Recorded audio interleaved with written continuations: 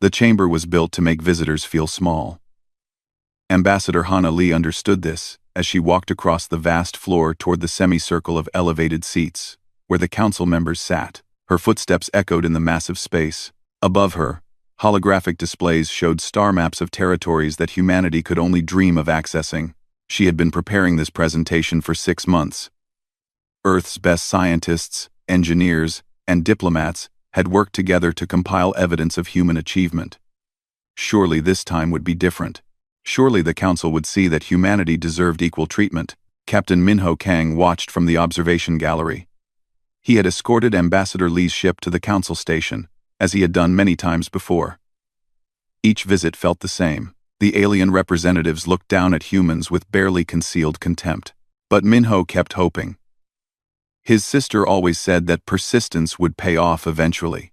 Honored council members, Hana began, her voice steady despite her nerves. I come before you today with evidence of humanity's progress. In the 50 years since we joined this galactic community, we have achieved remarkable things. She activated her presentation. Images filled the air showing human cities on 12 different worlds. Fusion reactors providing clean energy. Medical advances that had doubled human lifespans. And ships capable of reaching 30% light speed. The Vrin representative, a tall being with silver skin and 4 arms, made a dismissive gesture. His translator rendered his words into flat, emotionless English. We have seen human developments before. You remain centuries behind established species, Hana pressed on. We request access to the gate network in our home sector. Our colony ships take 12 years to reach our furthest settlements. Other species travel the same distance in hours. This limitation holds back our entire civilization. The Keltar council member, resembling a massive insectoid creature, clicked its mandibles. The sound was unpleasant. The gates are complex technology. Immature species cannot be trusted with such power. Your request is denied, as it has been denied before. But we have shown responsibility, Hana argued, keeping her voice calm. We have followed every council regulation. We have paid every fee. We have asked for nothing except the same opportunities given to other members. The Morphid representative, a being of shifting liquid metal, rippled with what might have been amusement. Your species has been part of this council for merely 50 years. Some of us have maintained galactic peace for 10,000. You must learn patience. Dr. Yuna Park sat in her laboratory on Earth, watching the broadcast of the council meeting. She had contributed significant research to the presentation. Proof that human quantum computing exceeded that of most council species. Evidence that human medical technology could benefit dozens of civilizations. All of it dismissed without real consideration. She turned off the screen in disgust. For years, she had believed in the diplomatic approach. Work hard, show value, earn respect. But the council had no intention of treating humans as equals. They liked having a species they could look down on. Back in the council chamber, the session grew worse. The Ashcore representative, a crystalline being that communicated through light pulses, delivered the final blow. The council has reviewed humanity's resource contribution, the translator announced. A new directive has been issued. Directive 447 establishes that all human worlds will contribute 40% of their resources to council peacekeeping operations. Hana felt her stomach drop. 40%? That's impossible. Our colonies are still developing. Some barely produce enough to sustain themselves. The council has decided, the Vrin replied. Furthermore, humanity is forbidden from constructing military vessels larger than frigate class. Your current defense fleet exceeds authorized levels. You're asking us to disarm while paying half our resources to you? Hana's voice rose despite her attempts at control. For operations in sectors we don't even have access to? The Keltar leaned forward. You should be grateful, Ambassador. The Council protects your species from threats you cannot imagine. These small contributions are a privilege to pay. The other council members made sounds that the translators interpreted as agreement. Some even seemed to be laughing. Minho's hands clenched on the railing of the observation deck. He had heard enough. These beings had no respect for humanity. They never would. They saw humans as convenient servants. Nothing more. Hana left the chamber with her head high, but Minho could see the defeat in her eyes. He met her at the docking bay. "I'm sorry," he said quietly. 50 years, she replied, her voice hollow. 50 years of trying to do things their way. And they laugh at us. The journey back to Earth took 2 weeks, plenty of time for the news to spread. Across human space, the reaction was immediate and furious. Protests erupted on every world. People who had believed in peaceful cooperation now demanded action. Commander Jiho Choi, head of Earth's defense fleet, called an emergency meeting with military leaders from all human colonies. The question was simple. Would they accept the Council's terms, or prepare for conflict? While politicians debated, Minho received new orders. His ship was to patrol the outer research stations, ensuring compliance with Council regulations. He hated the assignment, but he followed orders. 3 days into the patrol, his sensors detected something wrong. The research station on Titan's third moon wasn't responding to hails. As he approached, he saw why. The station was debris. Council enforcer ships floated nearby, their weapons still powered up. Minho's communications officer managed to access the station's final transmissions. The researchers had been testing a new propulsion system. Nothing dangerous, just trying to make their ships faster. The Council enforcers had classified it as unauthorized military development. They had given the scientists 5 minutes to evacuate. Then they had destroyed everything. Minho watched the recovered footage with growing horror. He saw scientists scrambling to save their research. He saw the weapons fire. He saw bodies floating in space. One of those bodies wore a jacket with a name patch he recognized. Dr. Kang Soo-yeon, his sister. She had told him about her work with excitement. A new engine design that could cut travel time by half. She'd been so proud. Now she was gone. Killed by the very beings humanity had tried so hard to satisfy. Minho stood on his ship's bridge, staring at the debris field. Something inside him had broken. Not just grief, though he felt that deeply. Something else. A realization. The Council would never see humans as equals. They would take and take and take, and humanity would be expected to smile and thank them. Any attempt at progress would be crushed. Any sign of strength would be eliminated. He recorded everything. Every piece of wreckage, every body, every burned and twisted piece of equipment. Then, he set course for Earth. When he arrived, he went directly to Fleet Command. He showed them what he had found. He showed them his sister's body. He showed them the casual cruelty of beings who claim to bring peace and protection. Commander Jiho watched the footage in silence. When it ended, he looked at Minho with hard eyes. "The Council has gone too far," Jiho said quietly. "They think we're weak. They think we'll accept anything they do to us." "What are we going to do?" Minho asked. Jiho pulled up a classified file on his terminal. "We're going to show them exactly how wrong they are." Across Earth and every human colony, the same conversation was happening. In government offices, military bases, research facilities, and family homes. The patient approach had failed. The diplomatic solution had been exhausted. Humanity's patience had finally snapped. The Council had made a grave miscalculation. They had assumed that humanity's desire for peace meant weakness. They had mistaken patience for cowardice. They had pushed and pushed, certain that humans would always bend. They were about to learn the truth. When humans finally decided to push back, they didn't do it halfway. The meeting room was buried 3 kilometers beneath Earth's surface. No signals could reach this deep. No surveillance could penetrate the layers of rock and shielding. The people gathered here represented every major human government, military force, and research institution. President Do Yuno sat at the head of the table. He was a calm man, known for careful decisions and diplomatic solutions. But today, his jaw was tight with anger. "We all saw what happened at the Titan station," he said.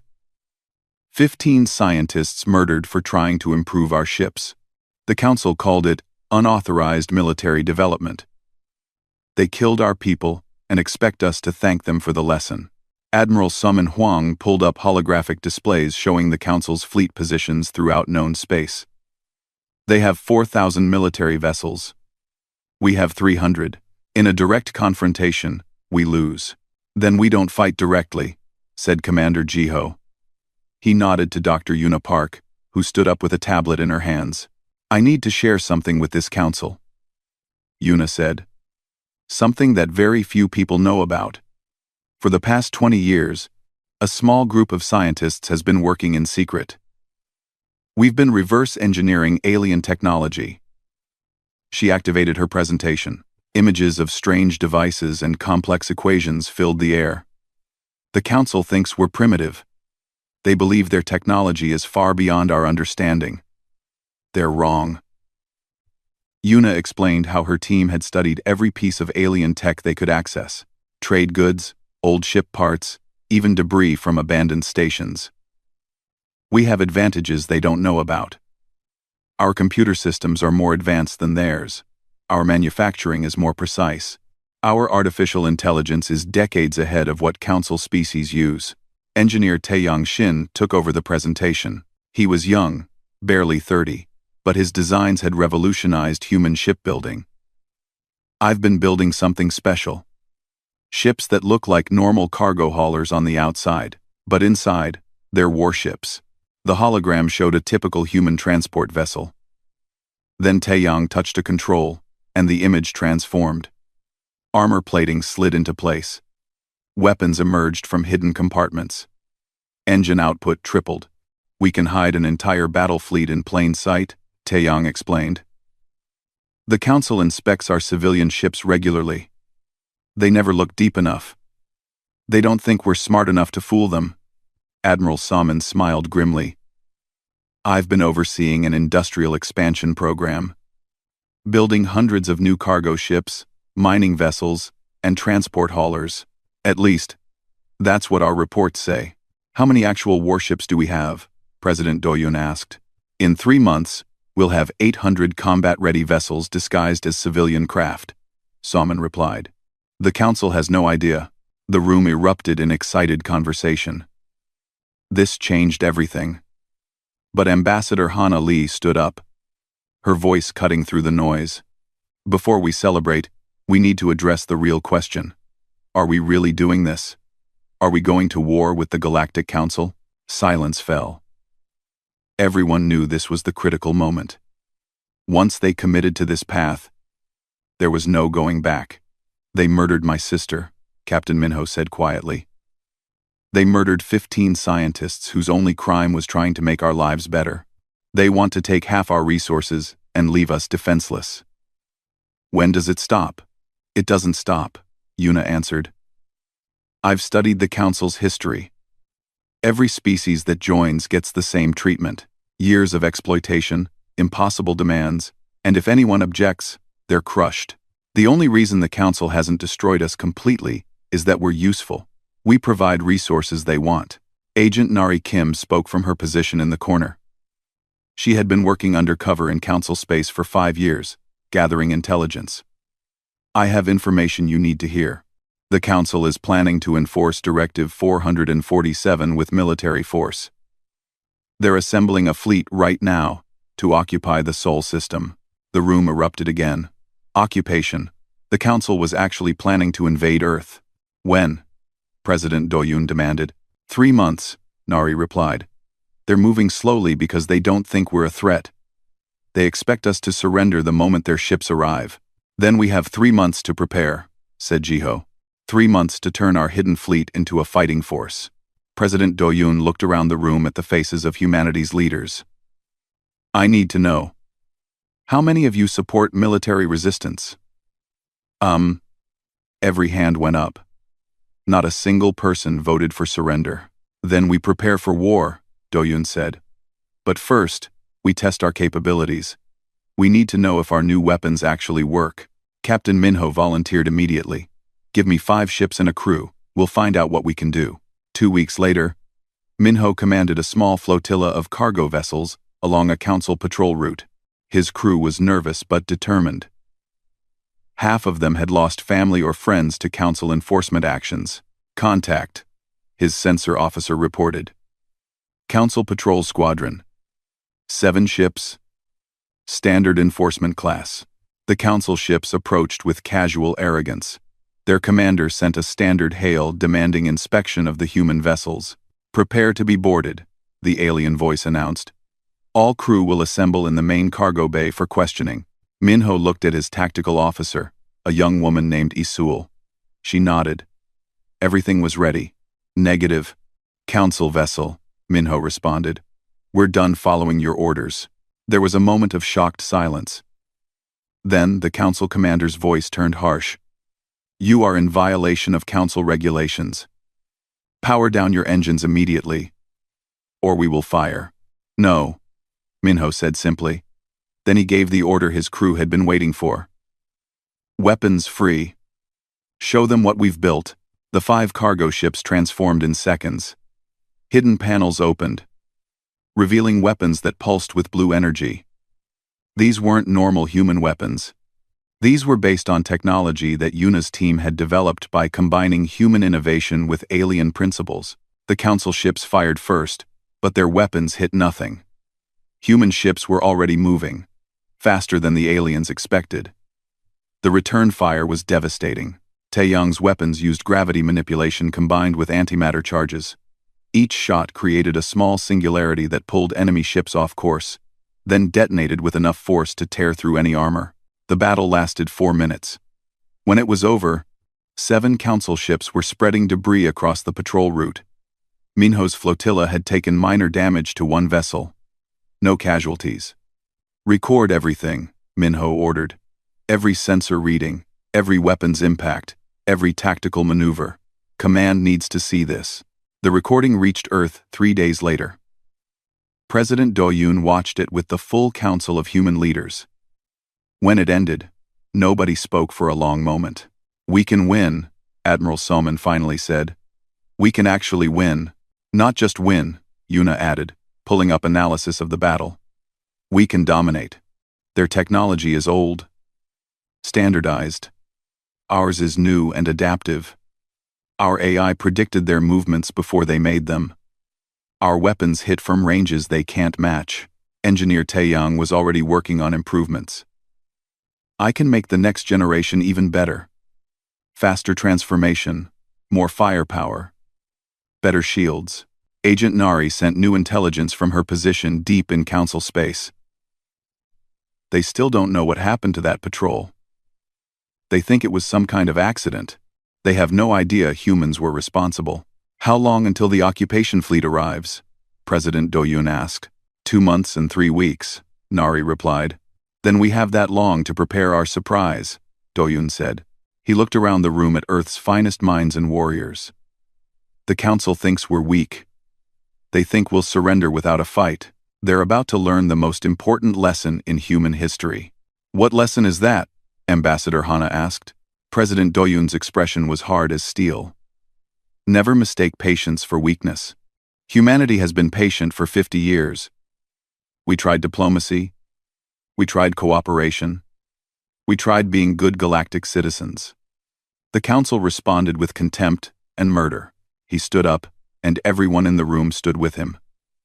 Now they're going to learn what happens when humanity stops being patient. They're going to learn what we're really capable of. Admiral Soman pulled up tactical displays showing the Sol system.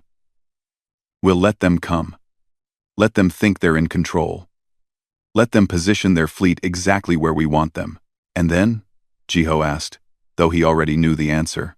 And then we spring the trap, Soman replied with a cold smile. The Council is about to face something they haven't encountered in 10,000 years. An enemy that fights back. The preparations began immediately. Across human space, the hidden fleet emerged from its disguises. Training intensified. Weapons were tested and refined. Defense platforms were positioned. Every human world prepared for what was coming. The Council had pushed too hard. They had mistaken humanity's peaceful nature for cowardice. They had assumed that patience meant submission. They were about to discover their mistake. and by the time they realized the truth, it would be far too late. The Council fleet emerged from the gate network like a swarm of metal insects. 200 ships, each one massive and bristling with weapons. They formed up in standard occupation formation, spreading across the outer Sol system with practiced efficiency. High Commander Thelsar of the Vryn species stood on the bridge of his flagship, the Times Eternal Authority *. He had overseen dozens of occupation operations in his long career. This one would be simple. Humans were weak, unorganized, and terrified of real conflict. "Open a channel to Earth," he commanded his communications officer. On Earth, President Do-Yoon-oh sat in the command center with his military advisors. Every screen showed the Council fleet positioning itself around humanity's home system. Admiral Soman studied the formation with satisfaction. "They're deploying exactly as we predicted," she said quietly. "Standard occupation pattern. They've surrounded the inner planets, but they're spread thin." Tactician Ji-won Bae had spent 6 weeks planning for this exact scenario. She pulled up holographic displays showing the enemy fleet positions. "They're treating this as a police action, not a military operation. They don't expect resistance." 1:17 Sev. The Council's transmission came through. Thelsar's face appeared on every screen.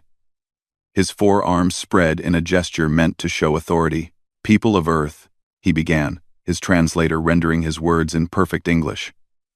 "The Galactic Council has decreed that your species has violated regulations. You have failed to comply with Directive 447. You have developed unauthorized military technology. You have destroyed Council enforcement assets." President Do-Yoon watched in silence. Let the alien talk. Let him feel confident. "Therefore, the Council has authorized occupation of the Sol system," Thelsar continued. "You will surrender all military vessels immediately. You will provide full access to all research facilities. You will pay 10 years of resource contributions in advance. You have 48 hours to comply." The transmission ended. In the command center, several officers started to speak, but President Do-Yoon held up his hand for silence. "Open a return channel," he said. "Let's buy ourselves some time." When the channel opened, Do-Yoon appeared calm and thoughtful. "High Commander, your demands require careful consideration. Our government must debate these terms. We request 48 hours to reach a decision." Thelsar's expression showed amusement. Of course, the humans wanted time to debate. They always did. Weak species loved to talk, while stronger ones took action. "You have 48 hours, the High Commander agreed. "Use them wisely. Resistance will only make your situation worse." The transmission ended. On the flagship bridge, Thelsar turned to his tactical officer. "Maintain standard occupation formation. These humans will surrender. They always do." On Earth, the moment the channel closed, President Do-Yoon's expression changed from diplomatic to hard as iron. "They took the bait," he said. "Admiral, are all ships in position?" "All 800 vessels are ready," Soman confirmed. "The enemy thinks they're looking at a few dozen defense platforms and some outdated patrol craft. They have no idea what's hiding in plain sight." Captain Minho commanded one of the disguised warships orbiting Mars. His vessel looked like a simple mining hauler, one of hundreds scattered throughout the asteroid belt. Inside, his crew sat at weapons stations that could tear apart a battleship. Dr. Yuna Park worked in a hidden facility on the Moon, monitoring the weapons network she had designed. Thousands of objects that the Council thought were satellites, debris, or abandoned equipment were actually sophisticated weapons platforms, all networked together and waiting for her signal. Agent Nari had returned from Council space with complete intelligence on their fleet composition, shield frequencies, and tactical doctrines. Every piece of information had been studied, analyzed, and incorporated into humanity's battle plan. Engineer Taeyong made final adjustments to Project Sunburst, the weapon system that would serve as humanity's main attack. The Council had no idea what was about to hit them. The 48 hours passed slowly. The Council fleet waited, confident and patient. They had done this 100 times before.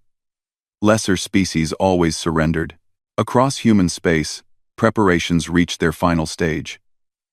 Every ship powered up its hidden weapons. Every platform aligned its targeting systems.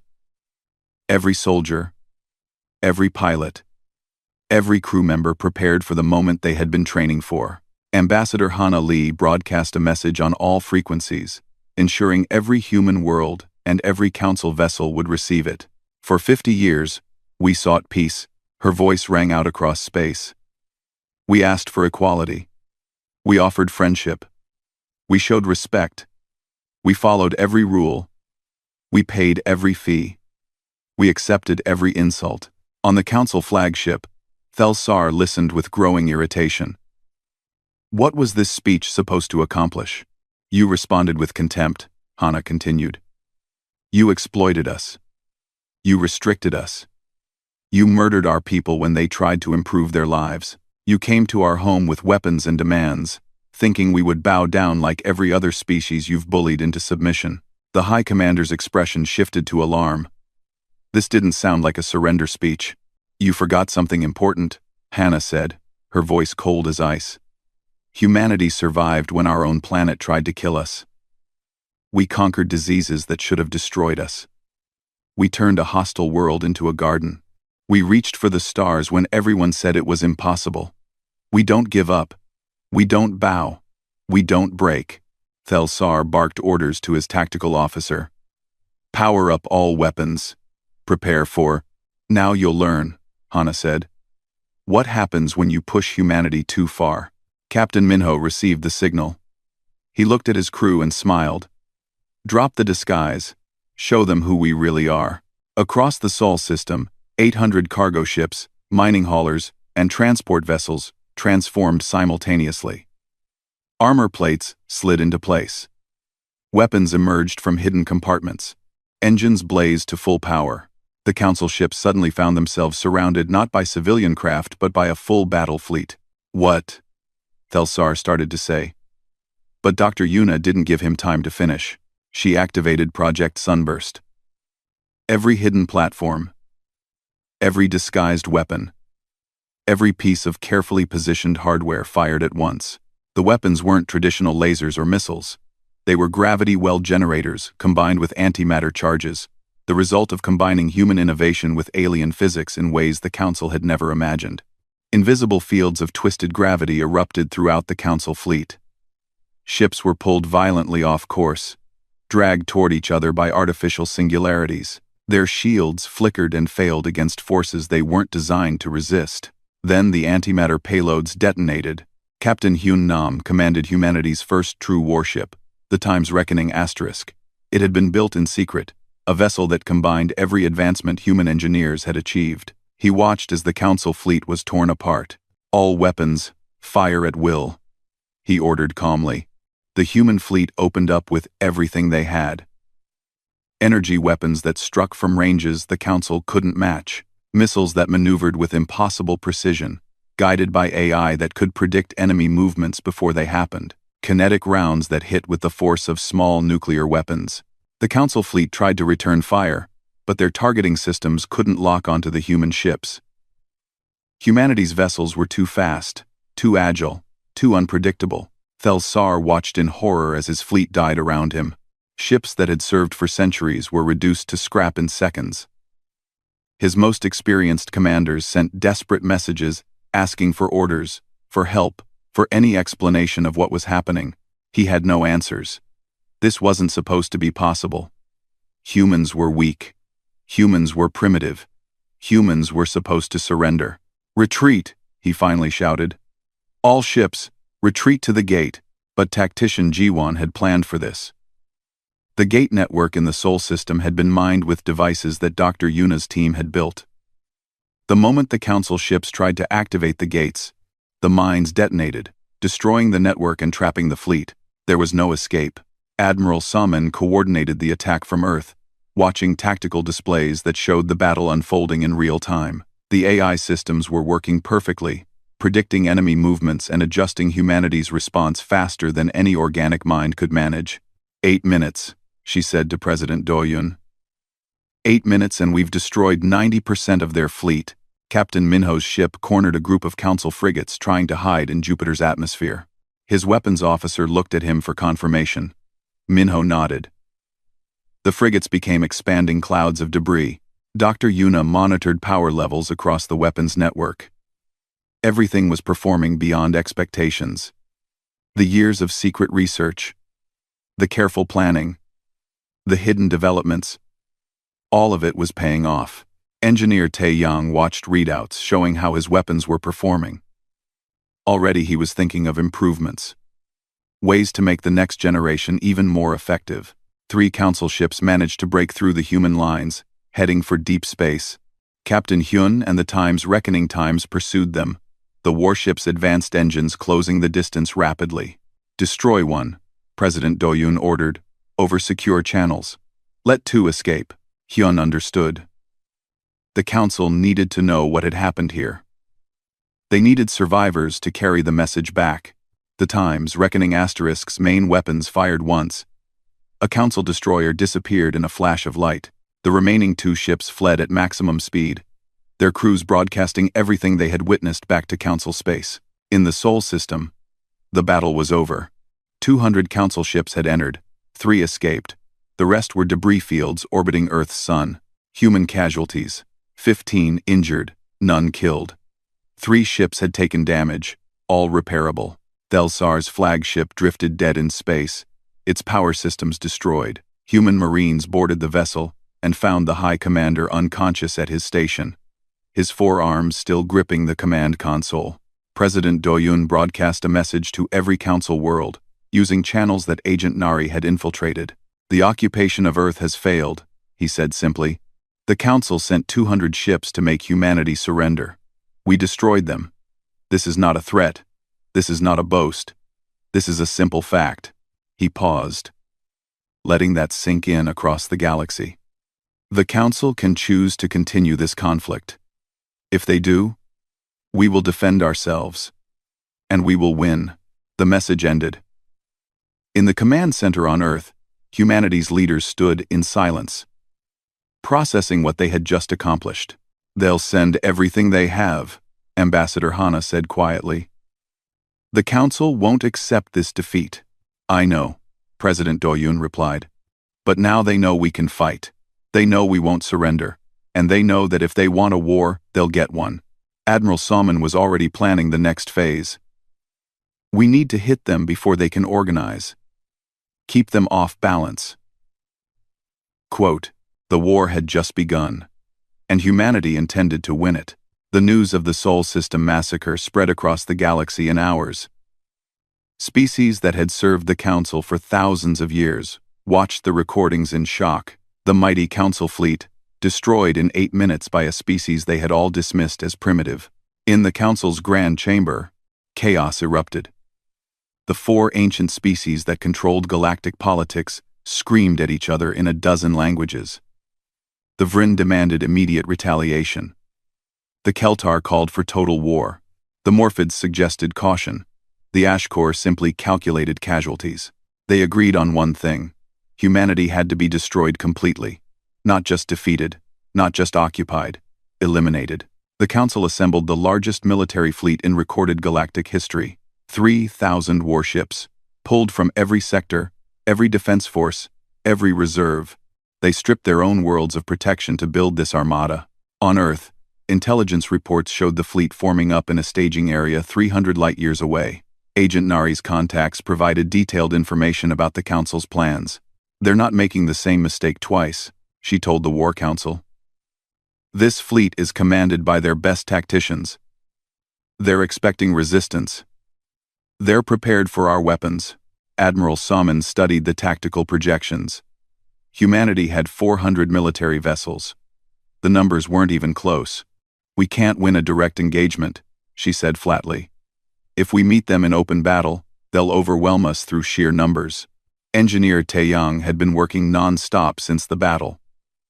"Our weapons have advantages, but not enough to overcome a 15-to-1 disadvantage. We need a different approach." Tactician Ji-won spread her hands across the holographic display. "Then we don't fight their way. We fight ours. The Council expects line battles, fleet engagements, traditional warfare. We give them something else entirely." President Doyun listened as his military leaders outlined a new strategy. Guerrilla warfare on a galactic scale. Hit and run attacks. Strike where the enemy was weak. Vanish before they could respond. Never engage in prolonged battles. We can't hold territory, Admiral Salmon explained. But we don't need to. We just need to bleed them. Make every victory cost more than they can sustain. Dr. Yuna revealed new technology her team had developed. We've created a jump drive based on alien gate technology. Our ships can jump short distances without using the gate network. The Council doesn't have this. They rely entirely on gates. This changed everything. Human ships could appear anywhere, strike, and disappear. The Council would always be reacting, always chasing. Never able to pin down their enemy. Captain Minho took command of a strike force designated for deep raids into Council territory. His mission was to find their supply lines and destroy them. If the Council fleet couldn't be resupplied, its size became a weakness instead of a strength. The war began in earnest 3 weeks after the Seoul battle. The Council fleet advanced on multiple fronts, expecting to crush human resistance through overwhelming force. They found nothing to crush. Human colonies were evacuated before the Council ships arrived. Defense platforms fired automated salvos and then self-destructed. The Council conquered empty space. Meanwhile, human strike forces appeared in Council territory. Captain Minho's fleet hit a major supply depot. Destroying enough food and ammunition to feed 100 ships for a month, they jumped away before reinforcements arrived. Captain Hyun led raids against isolated Council squadrons. The Times, Reckoning Times, and its support vessels would emerge from a jump, destroy their targets in minutes, and vanish again. The Council couldn't predict where humanity would strike next. Dr. Yuna's weapons network proved decisive in early engagements. Even when the Council managed to corner human ships, hidden platforms would activate, turning what looked like a trap into an ambush. But the war was brutal. Humanity lost ships. Good people died. The Council's sheer size meant they could trade losses that would cripple the human fleet and barely notice. 2 months into the war, humanity had lost 80 ships. The Council had lost 1,200. The math seemed to favor Earth, but everyone knew the truth. The Council could afford those losses. Humanity couldn't. Agent Nari ran sabotage operations deep in Council space, working with resistance movements from species who were tired of Council domination. She fed false intelligence to Council commanders, sent supply ships to wrong coordinates, and ensured that nothing worked as smoothly as it should. Engineer Taeyang developed new weapons constantly, each generation more effective than the last. But even genius had its limits. Technology alone wouldn't win this war. The turning point came at Kepler Station, a critical trade hub where 5 major gate routes intersected. The Council moved to secure it with a fleet of 2,000 ships. If they controlled Kepler, they could cut off human access to half the galaxy. Admiral Salmon saw the trap. They're trying to force us into a major engagement. If we let them take Kepler, our strategic position becomes impossible. But if we fight them there, they'll destroy us. Tactician Jiwon studied the situation for 3 days straight. Finally, she found the answer. We make them think they've won. We send 50 ships to defend Kepler. Enough to look like serious resistance, but not enough to actually hold it. Bait, President Doyun said. Exactly. They'll commit their full fleet to crush those 50 ships. And when they're fully engaged, fully committed, with no easy way to retreat, we hit them with everything we have. Admiral Salmon finished. The entire human fleet, using the jump drives to arrive all at once. It was desperate. It was risky. If the plan failed, humanity would lose its entire military in one battle. But if they did nothing, they would lose anyway. Captain Minho volunteered to command the bait force. 50 ships against 2,000. His crew knew the odds. They accepted them anyway. The battle began exactly as G1 predicted. The Council fleet surrounded Kepler Station, confident in their overwhelming numbers. Captain Minho's ships fought with everything they had, inflicting heavy casualties but slowly being ground down. On the Council flagship, the Vrin commander watched with satisfaction. Finally, The humans were fighting the way the Council wanted. A proper battle. And the Council was winning. Then the human ships began to retreat. The Vrine commander ordered pursuit. His entire fleet moved to chase down the survivors. To finish this battle decisively. That's when humanity's trap closed. 400 human warships appeared simultaneously, emerging from jump space in a coordinated strike that had been planned down to the microsecond. They came from all directions, surrounding the Council fleet that had been surrounding Kepler. Admiral Salmon commanded from the flagship Times Defiance *. All weapons free. Make every shot count. The battle that followed would be studied for generations. The Council fleet was larger, but they were caught out of position, their formation broken by the pursuit. Human ships struck with perfect coordination. Their AI systems working together to focus fire on the most dangerous targets first. Dr. Yuna had deployed her entire network of hidden weapons in the Kepler sector. The Council ships found themselves taking fire from directions they hadn't even known existed. Engineer Taeyong's latest weapons performed beyond all expectations. Gravity mines that created temporary black holes. Energy weapons that could burn through any shield. Missiles that could track targets through jump space. The battle lasted 7 hours. It was brutal, desperate, and costly. Humanity lost 30 ships. Good ships, good crews. People who fought to the last breath. But the Council lost 800 vessels. When it was over, the Council fleet retreated in disorder. They had come to Kepler with overwhelming force. They left broken and defeated. Captain Hyun pursued the retreating ships, ensuring they couldn't regroup. The Times, Reckoning Times, had taken heavy damage. But it could still fight. It would always fight. Across the galaxy, the results of Kepler stations spread like wildfire. The Council's invincible fleet had been defeated again. Species that had lived under Council domination for centuries began to ask questions. If humanity could resist, why couldn't they? 2 of the Council's ancient species, the Morphids and Ashkor, withdrew from the war.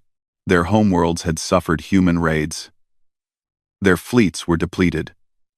They had no interest in continuing a war they could no longer win. Only the Vryn and Keltar remained. But their fleets were broken. Of the 3,000 ships they had assembled, fewer than 800 remained combat-ready. President Do-yoon called a meeting of Earth's leadership.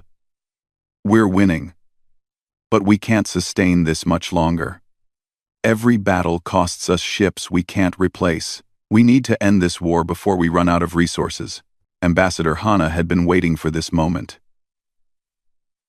Then we offer them terms. Not from a position of weakness, from strength. They'll never accept surrender, Admiral Salmon said. We're not offering surrender, Hana replied. We're offering peace. On our terms. Agent Nari had been working on something special. She had infiltrated the Council's communication networks so deeply that she could broadcast to every world in their territory. Give me the message you want to send. I'll make sure everyone hears it. Tactician Jiwon outlined the plan. A show of force so overwhelming that the Council would have no choice but to negotiate. We position fleets around their homeworlds. Not to attack. Just to show them we can reach them anywhere. Dr. Yuna added the final piece. I've been working on something. Technology the Council has suppressed for millennia. Clean energy, advanced medicine, faster than light communication without gates. We've unlocked it all. We offer them a choice. President Do-yoon said slowly, understanding the full picture. Join a new galactic community based on equality, or face destruction. Will they accept? Captain Minho asked. They'll have to, Hana replied. Because the alternative is the end of everything they've built. The final phase of the war was about to begin. Not with weapons, but with words. Humanity had proven they could fight. Now, they would prove they could lead. The Council had pushed humanity too far. They had awakened something they couldn't control. Now they would learn that the age of domination was over. A new galaxy was coming, and humanity would shape it. The war had lasted 8 months. In that time, the galaxy had changed in ways nobody could have predicted. Species that had lived under Council rule for thousands of years were now openly defying orders. Colonies were declaring independence. The entire structure of galactic civilization was crumbling. The Council's chamber looked different now. Where once 4 ancient species had sat in judgment over the galaxy, now only 2 remained. The Vryn and Keltar representatives sat in silence, their expressions hollow. They had sent thousands of ships to crush humanity. Fewer than 500 had survived.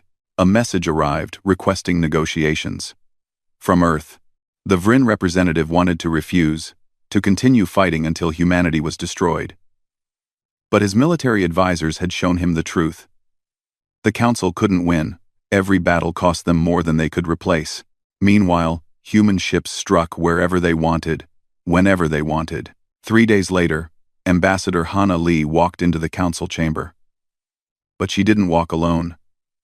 Captain Minho Kang stood at her right. Wearing the uniform of humanity's fleet, Admiral Salmon Huang stood at her left, decorated with medals from a dozen battles. The chamber doors sealed. What happened next would determine the future of the entire galaxy. Hana didn't sit in the position reserved for petitioners. She walked to the center of the chamber and stood there, meeting the eyes of the council members who had once looked down at her with such contempt. "We're here to discuss peace," she said simply. The Keltar representative clicked its mandibles in what might have been bitter amusement. "You come to a peace negotiation accompanied by military commanders?" "We come as equals," Minho said flatly. "Something you should have granted us 50 years ago."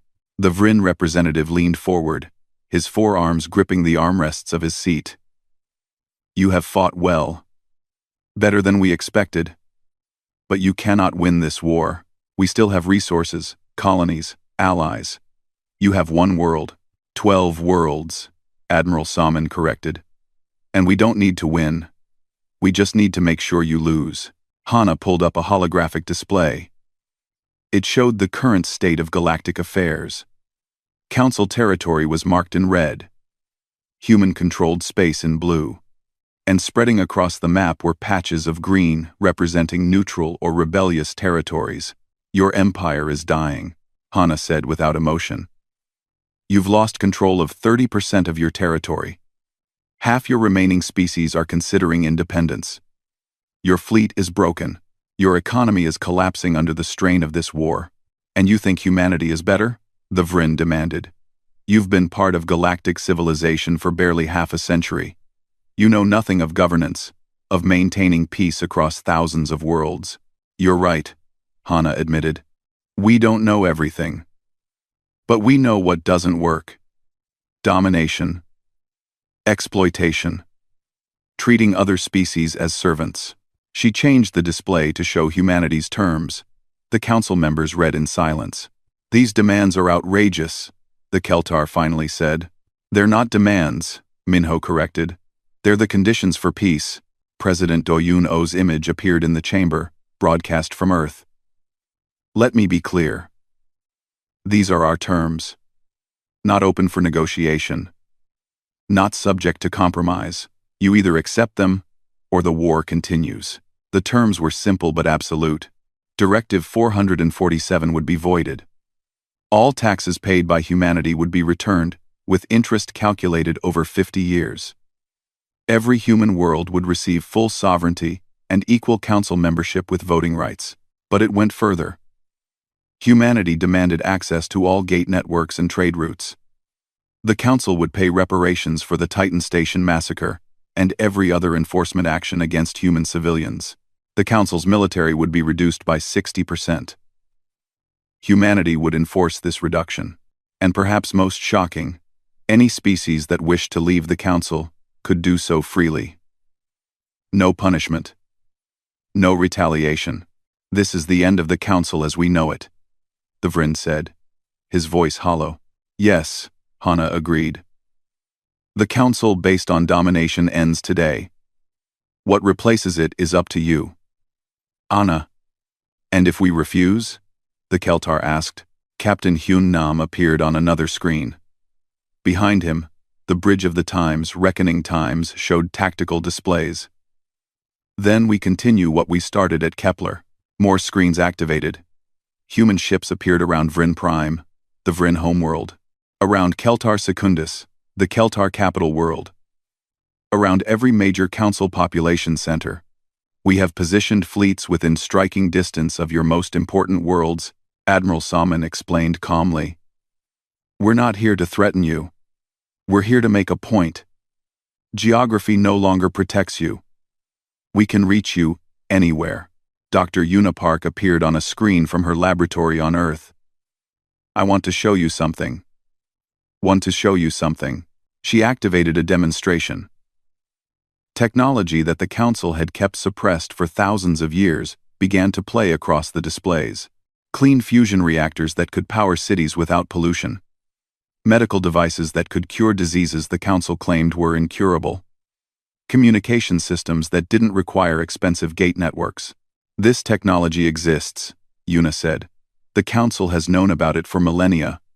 But you suppressed it. Why? Because if species could communicate without your gates, travel without your permissions, and prosper without your resources, they wouldn't need you anymore. We maintained order, the Vryn argued weakly. You maintained control, Hana corrected. There's a difference. But that age is over. We're going to share this technology with everyone. Every species, every world, every being who wants it. The Keltar's voice held a note of genuine curiosity. Why? You could use this technology to build your own empire. Establish humanity as the new dominant power. President Doyun answered, because we didn't fight for dominance.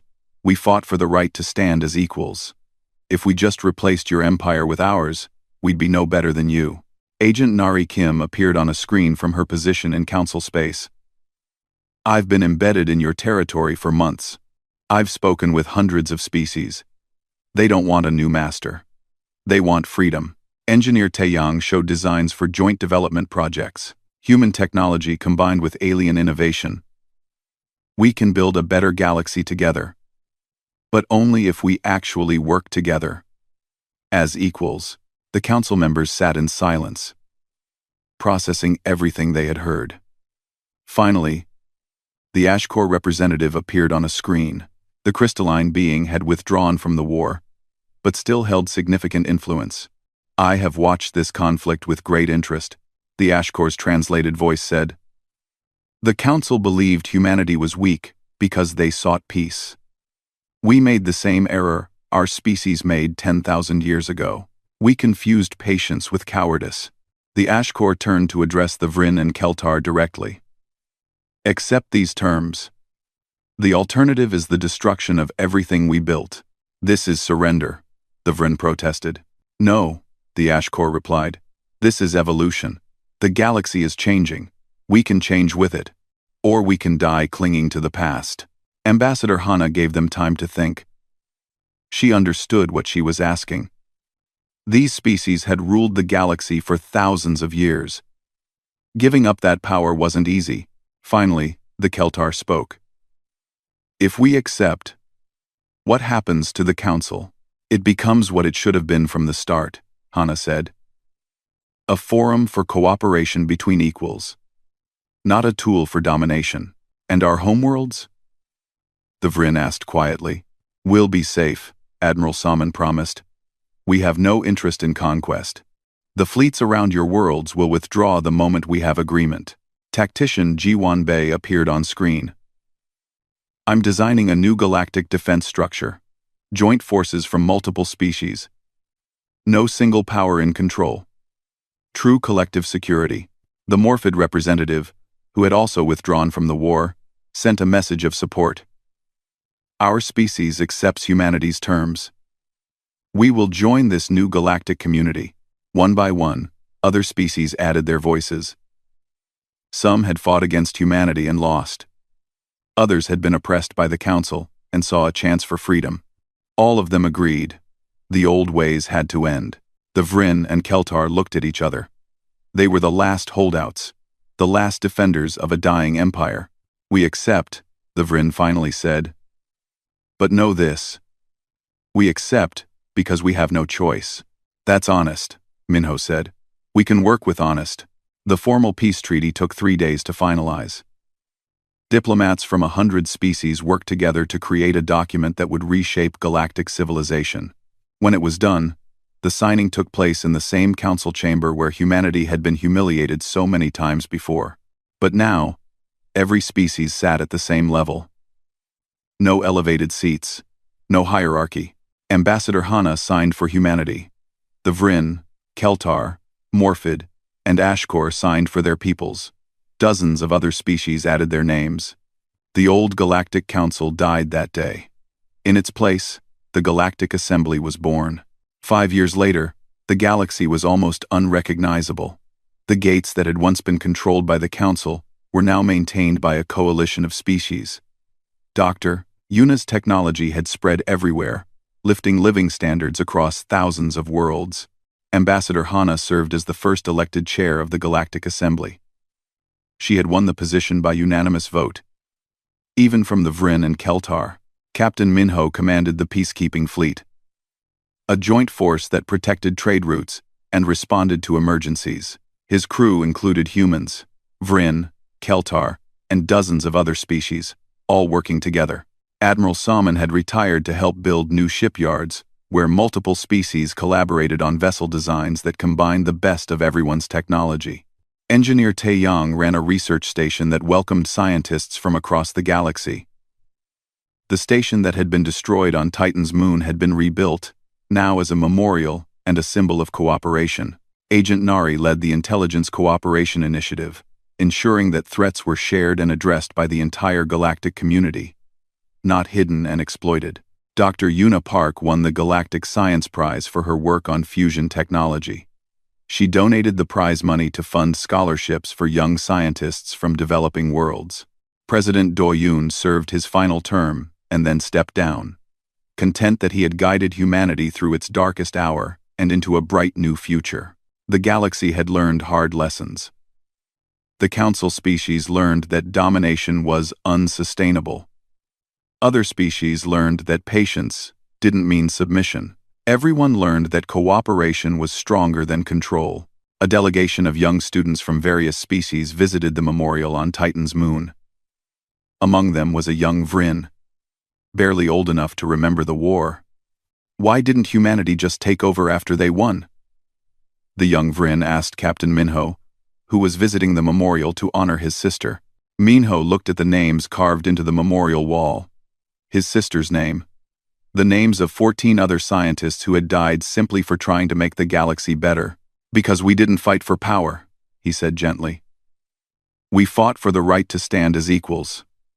There's a difference. The young Vryn thought about this. My parents say humanity changed everything. The galaxy was ready to change, Minho replied. We just gave it a push. He looked up at the stars, visible through the memorial's transparent dome. Somewhere out there, human ships flew alongside vessels from 100 other species, trading, exploring, building together. The Council had gone too far. They had pushed humanity beyond patience, beyond diplomacy, beyond peace. And humanity had pushed back. Not with conquest. Not with revenge.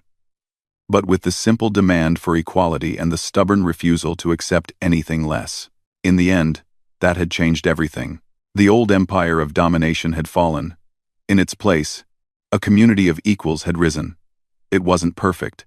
There were still conflicts, still disagreements, still challenges. But now those challenges were faced together, by species who saw each other as partners rather than as masters and servants. The galaxy was better for it. And it had all started because one species, pushed too far, had the courage to say, enough. That species was humanity. And they had shown the galaxy what it meant to be truly strong, not through domination, but through the simple, stubborn insistence on dignity, equality, and justice. The Council had learned its lesson. The galaxy had learned its lesson. And humanity? Humanity had finally earned the respect they had always deserved.